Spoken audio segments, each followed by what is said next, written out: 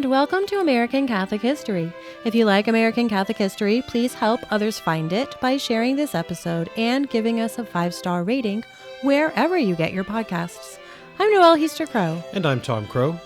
Today we're talking about how Benjamin Franklin helped to select John Carroll to be the first Catholic bishop in the United States. This has been one of my favorite sort of factoids about Catholicism in America for a long time.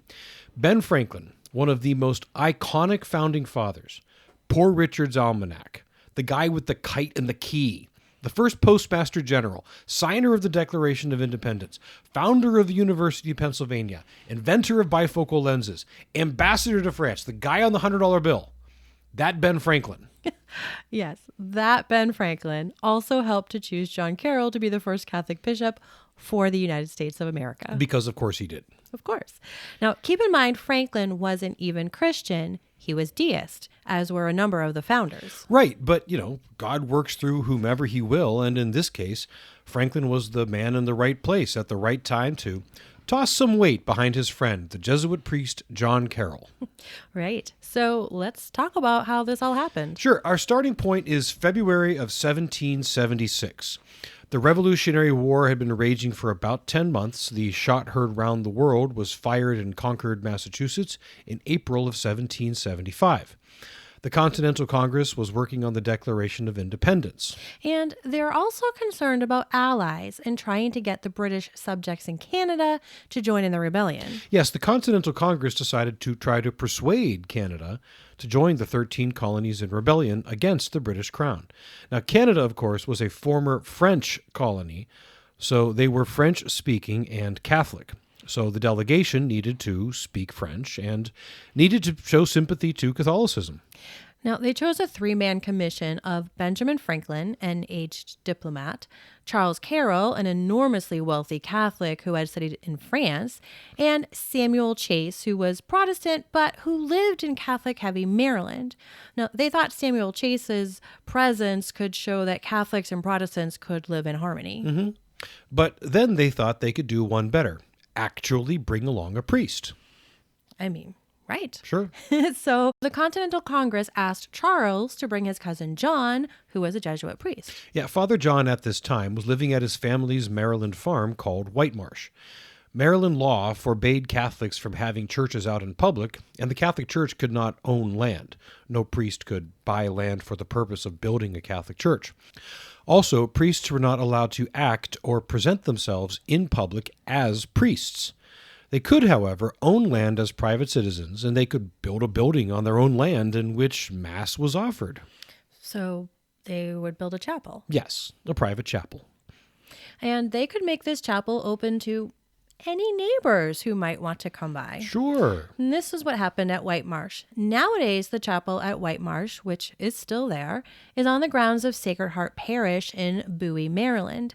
This is a wonderful stop on the pilgrimage that we do in the region. Definitely check out our pilgrimage page to see if we have a colonial Catholicism pilgrimage coming up. Now, John Carroll had joined the Jesuits at 18 years old in 1853. But as there were no seminaries in the British colonies, none in the English-speaking world for that matter, he went to seminary in France. After being ordained in 1761, he stayed on in Europe to teach.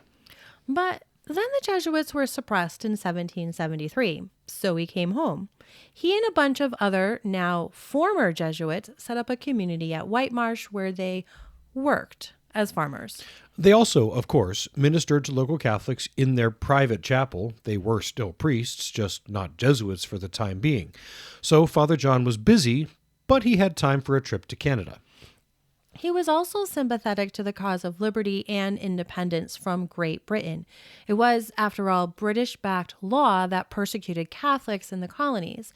The writings of those organizing for independence in the colonies included a healthy respect for religious liberty. Also, as we discussed in another episode, his cousin Charles was a very important figure in pushing for that religious liberty.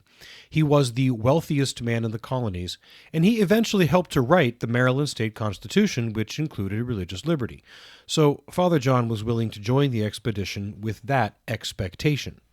Okay, so that's the delegation. Let's talk about what they're walking into and what the atmosphere was like in Canada. Yeah, and this was sticky. While technically both Canada and the 13 colonies were British possessions, they weren't best buds. First, in late 1775, the Continental Army actually invaded Canada to try to force out the British forces. The invasion was initially successful, with the Continentals taking Montreal and a few other cities on their way to Quebec City. Many in Canada began to think that maybe they should join the rebellion. But then the invasion faltered at the walls of Quebec City, and through the winter of 1775 to 76, the Continentals kept up a siege, but it lost steam. Ultimately, they were forced to retreat. Poor supply lines and illness sapped their ability to maintain the siege, and in May of 1776, the British finally brought more soldiers to aid the besieged city. With that, the Canadian people came to see that the Continentals were not quite as strong as they had thought, not strong enough to defeat the British, so they weren't as willing to join in. Then there were the Suffolk Resolves, which the leaders of Suffolk County, Massachusetts, which is Boston, passed in reaction to the Quebec Act of 1774. The Quebec Act was an act of the British Parliament to pacify the Catholic majority of Canada. Through the Quebec Act, Catholics in Canada retained many religious freedoms that they had previously enjoyed when they were French subjects. The British government didn't particularly like the Catholics, but they disliked rebellion even more. They already had a rising rebellion in their original colonies. The last thing they wanted was to see Quebec join in. So they passed the Quebec Act to keep the Canadian Catholics mollified. Well, the Puritans who controlled Suffolk County in the Massachusetts Bay Colony were horrified by this overture to Catholics. In September of 1774, they passed a series of resolutions which, in part, said that such liberality to Catholics was, quote, dangerous in an extreme degree to the Protestant religion and to the civil rights and liberties of all America, unquote. Now, to be sure, there was a lot more in the resolves that had nothing to do with religion. Opposition to new taxes, recommendations about taking up arms, declarations of non-obedience to the intolerable acts, and more. They were more or less the foundation of the grievances stipulated in the Declaration of Independence, but that anti-Catholic portion was in there. These resolves were then taken to the Continental Congress in Philadelphia, where that body more or less endorsed what the resolves said. Now, if it seems like that action flies in the face of what we said earlier about the Carrolls being sure that independence from Great Britain would mean religious liberty, it does, in a way. However, keep in mind that the leaders in the 13 colonies didn't immediately envision one law that would dominate the laws of all 13 colonies. The Carrolls were only concerned about Maryland and what the laws in the sovereign state of Maryland would say. They had good expectation of religious liberty there, so the anti-Catholic portion of the Suffolk Resolves wouldn't bother them much, especially since they came from that crazy land of anti-Catholic Puritans. But even beyond that, when the delegation got its charge from the Continental Congress, one of the instructions they were given was to assure the Canadians that, should they join in the rebellion, they would enjoy free and undisturbed exercise of their religion. So the Carrolls knew the formal position of the Continental Congress was to guarantee religious liberty to those who wanted it.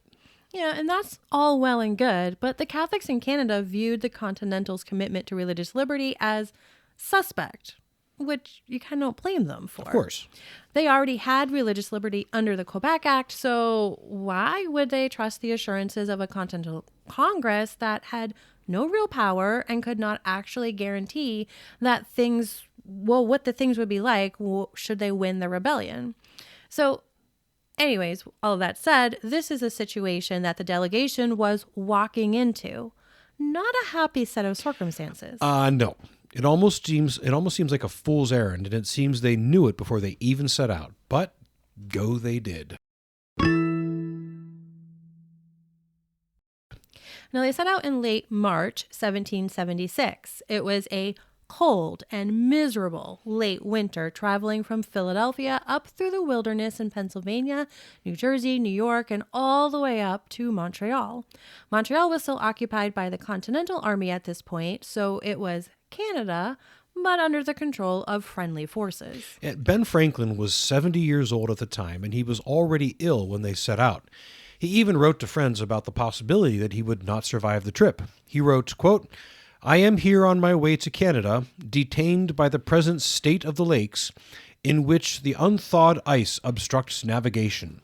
I begin to apprehend that I have undertaken a fatigue that at my time of life may prove too much for me, so I sit down to write to a few friends by way of farewell.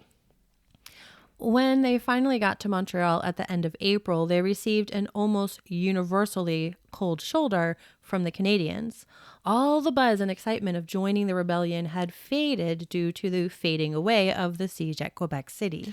But the Carrolls, especially Father John Carroll, had it worse. The Bishop of Quebec had forbidden all priests and religious from even speaking to Father Carroll, viewing him as a traitor. Only one priest, a fellow Jesuit, would even meet with him. The delegation saw pretty quickly that they were not getting anywhere. Ben Franklin's condition did not improve, so after less than 2 weeks in Canada, he decided to pull the plug and head back. John Carroll decided to leave with him. Samuel Chase and Charles Carroll stayed on longer, but Franklin and Carroll departed. John Carroll decided to accompany Franklin for two reasons. One, he also saw the futility of the trip, and two, he was concerned for Franklin, thinking that he might not survive the trip back. As it happened, Franklin did survive the trip back. It took him and Father John more than 2 weeks to get back to New York City, but from there Franklin dispatched a letter back to Chase and Charles Carroll admitting, "As to myself, I find I grow daily more feeble, and think I could hardly have got along so far, but for Mr. Carroll's friendly assistance and tender care of me." From that experience, Franklin never forgot the kindness and the quality of the man he saw in Father John Carroll. And that came into play a few years later after the colonists had gained independence. And how? After the colonies won their independence, the Vatican had a problem.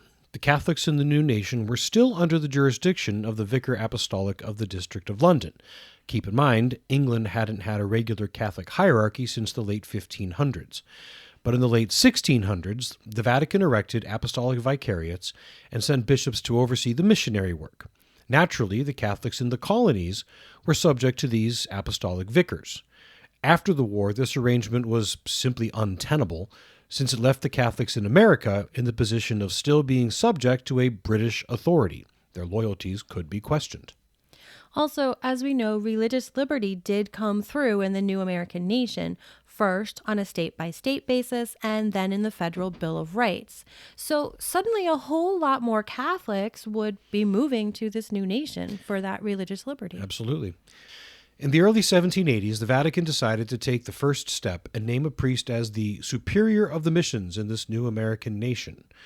For their part, the American clergy voted to put forward John Carroll's name for the post. That vote was important, but the church has its own ways of picking men. In this case, it meant the apostolic nuncio to France talking with the American ambassador to France. And the American ambassador until 1785 in France was, well, yes, Ben Franklin. Initially, Franklin demurred, being an old diplomat. He cited the government's officially ambivalent position toward internal church matters. Unlike European governments, all still monarchies, the new American government didn't concern itself with internal church matters. But in a private, off-the-record meeting, he apparently suggested that the church might put a French bishop in charge, at least temporarily, and then he mentioned his old friend John Carroll. Now, we don't know how the conversation went, but Franklin was a wily old fox, and the nuncio was, well, a Vatican diplomat. It's as likely as not that Franklin was playing coy, just mentioning the more conventional route of having a French bishop come over, while all along, with a twinkle in his eye and a certain way of saying things, he really meant that the nuncio should really consider John Carroll. Yes, a wink is as good as a nod, as they say, and the nuncio must have gotten the message. Word got back to the Pope, and in 1784, Father John Carroll was named superior of the missions. 5 years later, in 1789, Pope Pius VI erected the Diocese of Baltimore and named Father Carroll the first bishop. John Carroll would be bishop from 1789 to 1808 when Baltimore was elevated to an archdiocese and he was made the first archbishop. He died in 1815, having seen the religious liberty he championed in Canada become the official law of the land. He saw the church in America grow from a few private parishes in Maryland and 2 public parishes in Philadelphia to a growing force from Maine to Georgia and across the new emerging frontier cities. He established Georgetown University and St. Mary's Seminary as the first major Catholic educational institution and first seminary in the English-speaking world since the Reformation. He welcomed many, many priests from Europe who were fleeing for their lives from revolutions over there, or who had a heart for the missions and wanted to help build the church here. He built the first cathedral, the inspiring Cathedral of the Assumption in Baltimore. He saw 4 other dioceses carved out of the massive territory he had been responsible for: New York, Boston, Philadelphia, and Bardstown. And he was in a position to see all this happen, in part, because of an act of charity back when he nursed an old man back to health in the spring of 1776. This has been American Catholic History. If you enjoy American Catholic History, please become a supporter. Get information on how to become a supporter at americancatholichistory.org/support. Also on our website, sign up for our newsletter, learn more about John Carroll and Benjamin Franklin, see about our pilgrimages, and find other great stories from American Catholic history. We also love the great reviews our listeners leave. Those and the 5-star ratings help others find us. You can email us feedback, questions, tips for episode topics, or other comments at feedback@americancatholichistory.org. You can find us on Facebook at facebook.com/American Catholic History, on Instagram at ACH_podcast, and follow us on X at ACH1513. I'm Noelle Heaster-Crow. And I'm Tom Crow. Thanks for listening to American Catholic History, brought to you by the support of listeners like you.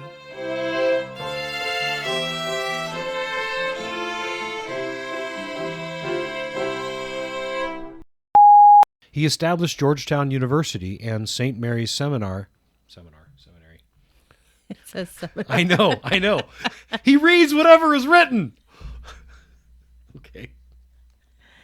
Oh, that could be bad. All right.